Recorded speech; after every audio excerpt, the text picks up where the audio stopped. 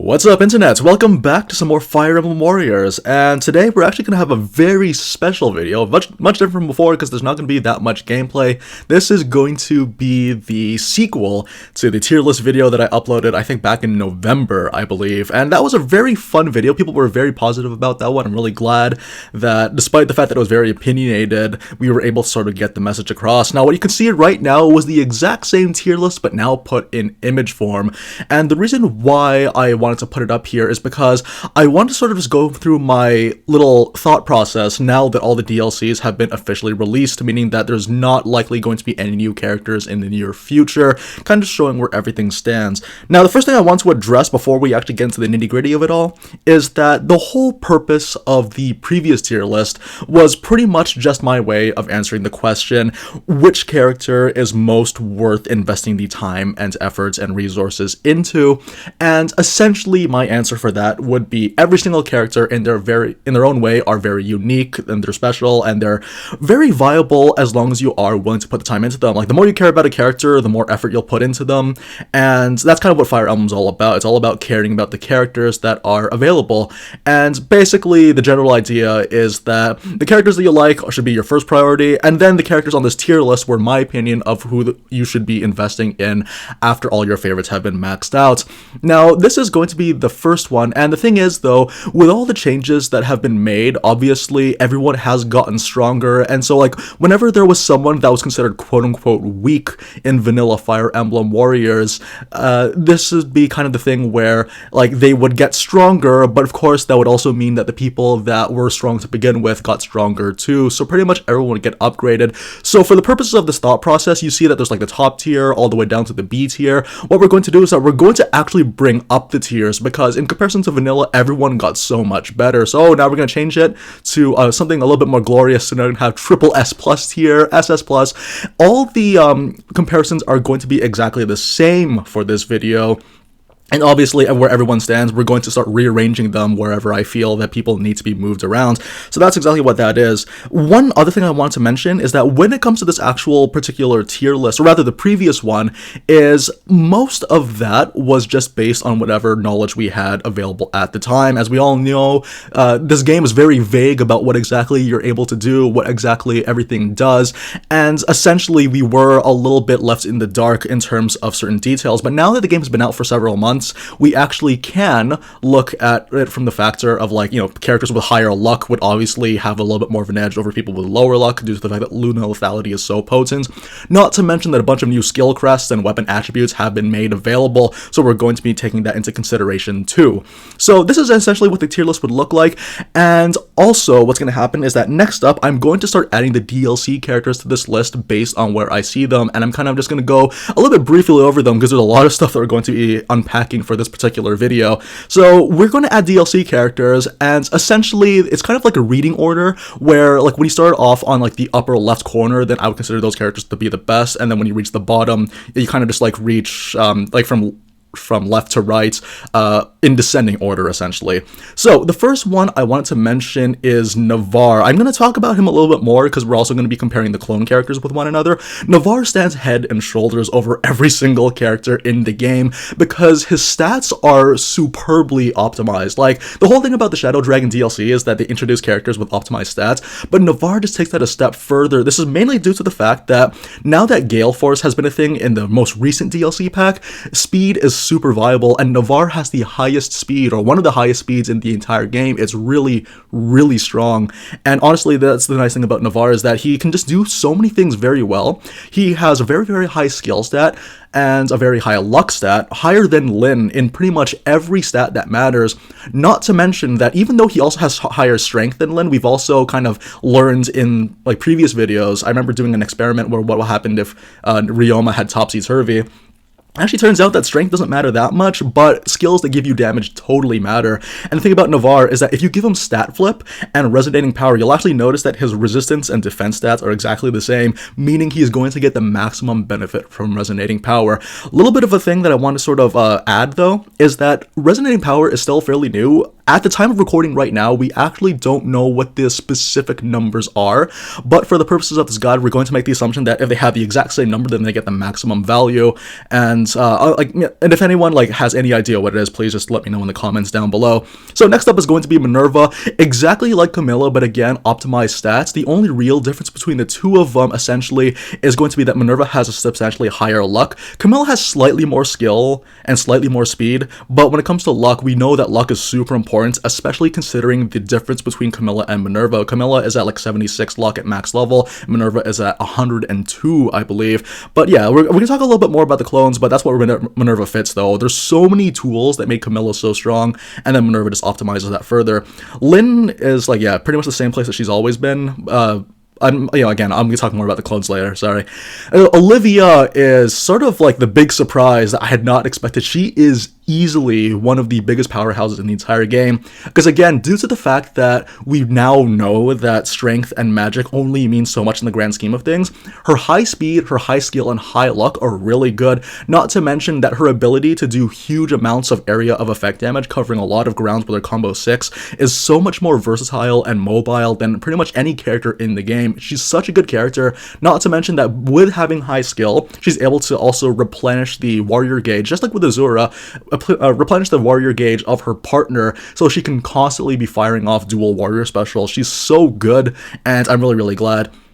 The next DLC character I want to talk about is Azura. I've actually moved her just below Lucina for this particular list. We're going to start rearranging people, so don't worry about it too much. But Azura definitely fits in this tier that she's in right now, due to the fact that she actually has the advantage of being one of the few mobile spear users, along with Oboro. Actually, both of these characters have similarities. It's that Azura, again, she has the advantage of being able to replenish her partner for dual warrior specials. We all know that pair-ups are probably your easiest gateway to having high damage in this game.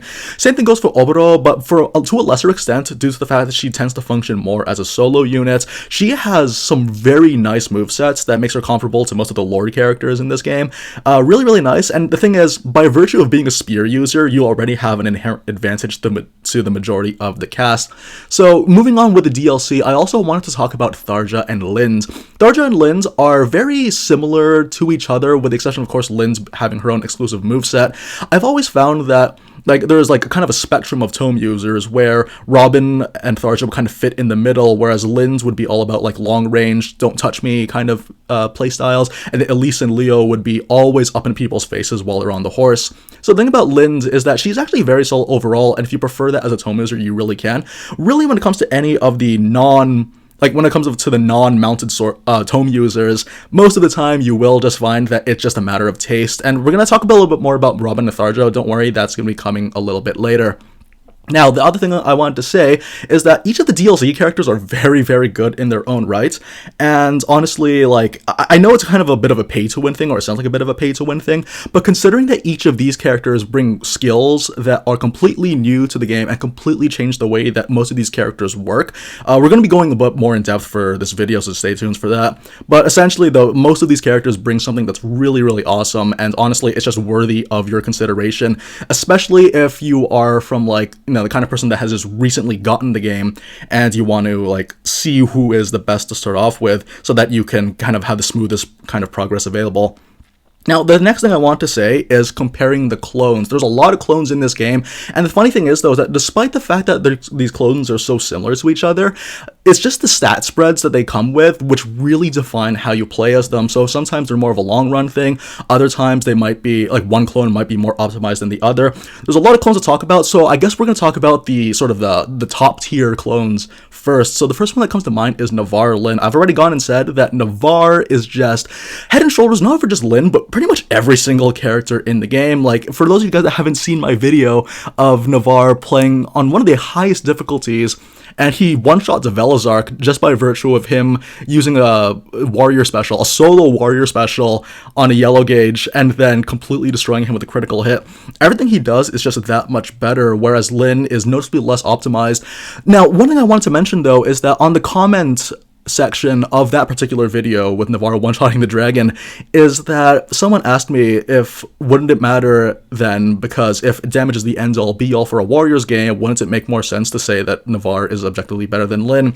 But my philosophy has always been this: everything really, even with people that have completely different movesets, it's always been a sort of a taste thing, and I've always found it kind of strange that Warriors would have a sort of a tier thing to them, because it's not like it's a metagame where everyone's trying to get the best characters, the most optimized characters characters to beat the leaderboards, although I think leaderboards would be totally awesome in this game. The thing about Lyn is that she just has less of everything in comparison to Navarre, but again, if you just build her however way you wish, she can still do really, really well. So in regards to the whole thing about wouldn't damage be the end-all be-all, like, the image that I would kind of convey is that Fire Emblem Warriors is a game where the strongest enemy has 9,000 HP, and the weakest character in the game can hit 9,001 HP. Everyone just is really, really strong in this game. It's just that how you prefer to get to that damage is really up to you. So yeah, Navarre is definitely the superior one due to the fact that his stat spread's a little bit more optimized, but don't let that distract you if you would prefer to have Lyn instead. The next thing I want to talk about was Minerva and Camilla, and this one hurts me to no end because my favorite, we all know it's Camilla, but Minerva is more optimized. However, I just want to also mention that again, at the time of recording, we don't exactly know just how much of an impact Resonating Power has, but for the purposes of this video, because we know exactly that Luna is a very stable damage increase over anything else, and having higher luck contributes to that even further, we can safely say that Minerva, at the time of recording, is better than Camilla due to that. Not to mention that the addition of Gale Force has made them both really, really awesome. Again, more of a taste thing than anything else, but if you do want optimization, then Minerva is your girl for that one. Now, the next clones that I want to talk about are further down the list, and that is going to be Owain and Ryoma. This is a really, really interesting one because the thing is, when you look at their stat spreads, you actually see that Ryoma has 142 strength, and then Owain has 130 in both strength and magic, meaning that he gets the max benefit from Resonating Power. And then the skill stat for Owain is a bit higher by about 11 points, and Ryoma has one of the highest speed stats in the game, so he would benefit a little bit better because now that Gale Force is a thing, speed is finally important again. And also, Ryoma has a lot more luck. Now, unlike with Minerva and Camilla, luck is a bigger deal for those two characters because, again, Camilla it's like 76 luck, which is a little bit below average, whereas Minerva just goes just above the 90 mark. Whereas with Owain, he's comfortably at 99 luck at max level, and Ryoma just has a lot more. So really, this is really where, even though the difference between Owain and Ryoma's luck stats are much different from Minerva and Camilla's, I would actually say it matters a lot less. And again, it really just comes down to taste at this point. If you'd rather be a samurai, or you'd rather be a Hand of Vengeance, Darkness, part of the Justice Cabal, if you want to do that, then Owain would be your guy. But that's kind of the thing, though. I am going to be moving Ryoma a little bit up in the tiers a little bit later, but yeah, we'll get to that when it does. That being said, though, Owain, I guess, in terms of sheer firepower, he would be better, but Ryoma is more of a baseline, get started and just fight as best as you can. That's basically what it is. So then following right after that is going to be Leanna Rowan, and I hate this one because Rowan is actually objectively better than Leanna. It's so weird because you actually compare their stats, Rowan actually has like a point more in most stats in comparison to Leanna. Of course, if you want magic damage, then Leanna would be better, but the thing about Rowan is that if you stat flip him, you'll actually find that in his resistance and defense stats, there is a 4-point difference between his defense and resistance, so 118 and 114. This means that he gets a really nice benefit out of the new Resonating Power than Leanna ever could, and honestly, that is going to be a substantial difference. Again, tasting, I know, but if you want more damage, Rowan would be better for it, but if you want magic damage, then go for Leanna. Okay, next up is going to be Robin Tharja. Robin Tharja is a really strange bit of a mixed bag because Tharja's stats overall are actually worse. It's just that she is built around the vengeance mechanic. As we all know, her warrior special, at least her solo warrior special, actually lets her heal herself, meaning that she is more inclined towards lone wolf builds, and the fact that with vengeance, most of her attacks would actually end up doing more damage more reliably. Robin can actually do the exact same thing, which is why I would still classify Robin as being quote-unquote better than Tharja. But again, because these are very different playstyles, Robin's more about pairing up with people, using their high skill stat to do dual warrior specials, because the Robin Tharja moveset is really good for building up meter as fast as you can. So honestly, yeah, it really just comes down to that, but Tharja just uses it differently due to the fact that she can heal herself, kind of keeping herself safe during vengeance, so it's really, really good stuff.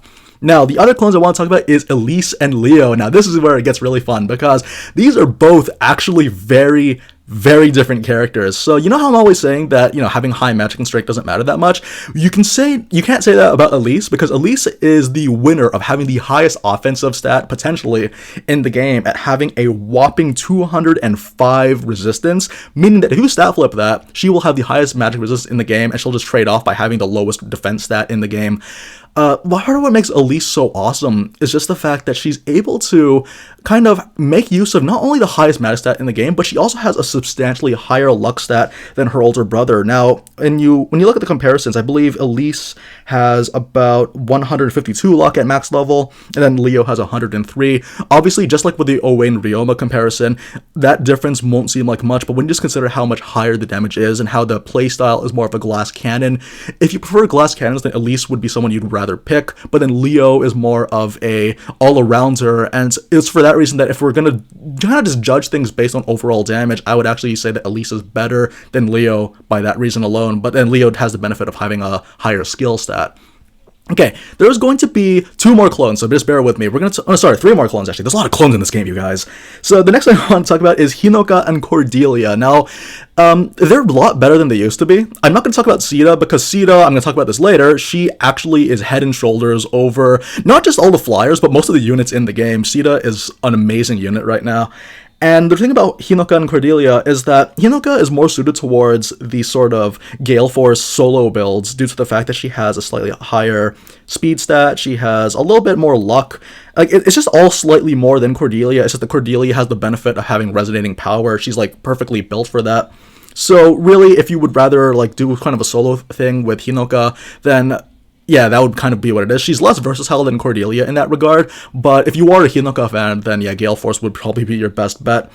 Now, the next thing I also want to talk about is going to be Niles and Anna.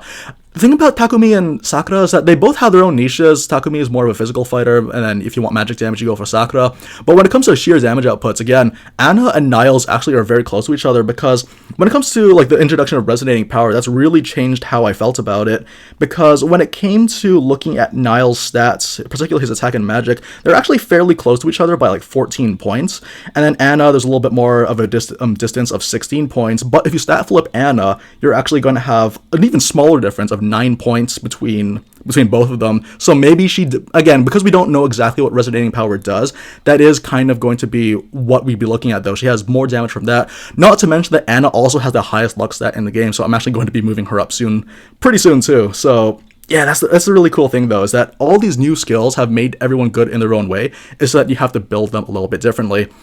The final clones I want to have a look at is going to be Celica and Marth, and this is where it gets really kind of muddy, actually. The thing about having Marth and Celica is the fact that they actually have good strengths overall. Obviously, resonating power is more for Celica. She's like perfect for that. Marth is a little bit straight out of the box in terms of how he plays. So if you are still trying to work your way towards getting resources and upgrades and such like that, Marth would be a better option. But if you're looking for endgame stuff, Celica would have just a bit more of an edge. They have very similar stats. So really, again, more of a taste thing, but it just to give you an idea of where exactly you'll be heading.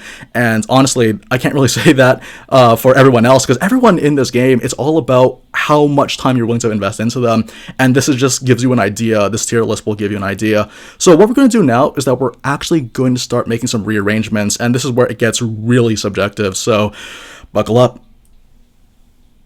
This is the part of the video where things are going to become super subjective, and what's going to happen here is that we're going to move people around, and I'm going to sort of explain why as we go about it. This is just me essentially kind of portraying and conveying my little thought process as to why we did things this way in comparison to how we did it in the previous video, so bear with me. The first thing I want to note is that because this is a Warriors game, very rarely, and actually probably never, there are never times where you're going to see that characters get nerfed. Maybe the actual mechanics might get maybe touched upon, but that very rarely ever does happen. So more often than not, the majority of the changes to my previous list are just going to be movements upward to the top and not towards the bottom. But we're going to go over the sole exception, and that is going to be Tiki. Now, the thing about Tiki is that she actually tended to be a little bit more along the lines of a let's get the game started and then get the ball rolling. But the thing is, though, now that DLC is out, we have so many strong characters to choose from, particularly with Navarre, Minerva, and Olivia, which you can see at the top of the list. And even if those people aren't your speed, Azura and Obito are no slouches either. There's just so many good characters to choose from, and Tiki no longer has that niche of getting the ball rolling for your overall progression. And with the advent of Gale Force, you're actually going to find more often than not that many characters can do the exact same job that she can, but even better, because all of their movesets will still be really, really quick, and they'll be able to stay in awakening mode for extended periods of time. So for this reason, unfortunately, we are going to be moving her down, not because she's terrible or anything like that, it's just that she tends to be outclassed in every possible angle, and that's how we would go about it. Now, earlier when I was talking a little bit more about changes that I want to make to the previous tier list, something I also want to draw attention to is that I've kind of changed my mind about the things that I've added to the previous tier list, particularly with characters like Ryoma. Now, earlier I didn't like Ryoma that much because I felt like he was too much of a single target character. I wanted to have more emphasis on things like versatility, the ability to have both crowd control and single target damage. But the thing is though, with all the things that we've learned, and also the things I've just learned as a part of just playing this game a lot, is that Ryoma definitely gets to get boosted up. So we'd actually probably put him a little bit closer. It's more towards Owain most of the time. Well, yes, there we go. They're nice and comfy together, and they would end up being kind of on equal footing with each other. It's just that Ryoma's more straight out of the box. He's about as powerful as he's ever going to get, which is really quite something to behold, really. And then Owain requires a little bit more investment to get anything out of him. So that's exactly where I would move him. Lucina will probably still stay where she is, just due to the fact that being Lucina, she does have a little bit more optimized stats in comparison to her father, Chrom. So that is going to be that main adjustment there. The second thing I want to change is actually going to be Sida. Sida, I had not very much of a high, I didn't really think very highly of her. This is mainly just due to the fact that I didn't really like the Pegasus Knights at the time. But the thing is though, the reason why I felt that way is because I felt that Pegasus Knights kind of lacked the firepower. But now that Sida is the way that she is, and now that we know how stats work, because the thing about Sida is that her main specialty was having high speed and high luck in comparison to the two other Pegasus Knights. The thing is though, now that we know more about the game and now that Gale Force is a thing, she can do so much better than not just the flyers, but almost every single unit in the game. Her damage is insanely high, and to top it all off, she actually has the best exclusive weapon out of all of them. The Wing Spear is absolutely phenomenal because it gives her a maximum of 3 Slayer attributes, and she has 2 Slayer attributes for Plate Slayer and Mount Slayer already built into the weapon. So there's really nothing bad about Sida now. Of course, the whole Pegasus Knight, I felt it was lacking in damage, but because of all the updates, we actually find that most of these characters have gotten their damage quite improved over all the updates. So basically, it's my pleasure to say that Sida actually gets to get moved up all the way just short of the SSS. The reason why is just because there is that much investment that you have to do, but once you do though, you are going to be beholding one of the most powerful units in the game, and that's why I like her so much. The next thing I want to also look at is going to be Anna. The reason why I want to bring up Anna is just because, like I said earlier, Anna does have a lot of potential. This is partially due to the fact that you give her stat flip, resonant power, and also you add into the fact that she has the highest luck stat in the game. We actually get to move Anna up too, mainly just because she is such a powerhouse, and not only that, she has a lot of versatility. Granted, it is fairly difficult to unlock her the first time around, but once you do though, she is easily one of the best units out there due to the fact that she just does so many things very well. You'll actually find that the reason why I would rank characters is for largely the same reasons. They have versatility, they can do pretty much any scenario exceedingly well on the merit of their own abilities, and Anna is definitely a shining example of that. And finally, the last person I want to make an adjustment to is going to be Xander. I did not think very highly at all for this guy too, but the Xander is kind of like the polar opposite of pretty much every other character that I've seen having large improvements, and that's just mainly due to the fact that with Xander, he's more of a defensive utility. There was a particular commenter that actually gave me the idea for the defensive Xander. They were kind enough to share their build with me. The thing about Xander is that if you give him all the defensive skills like Aegis, Pavis, Armored Blow, he actually can stand in like pretty much your fortress or the allied base and then defend it because he's never going to die.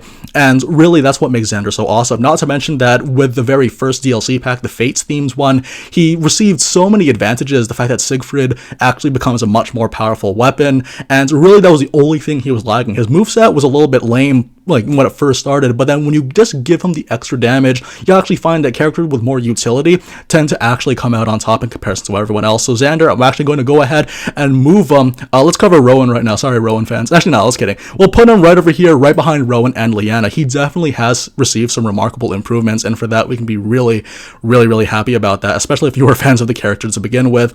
Now, the last thing I wanted to talk about before I close things off with this video is, now that you guys have a clear picture of what it looks like, I want to talk a little bit more about Corrin.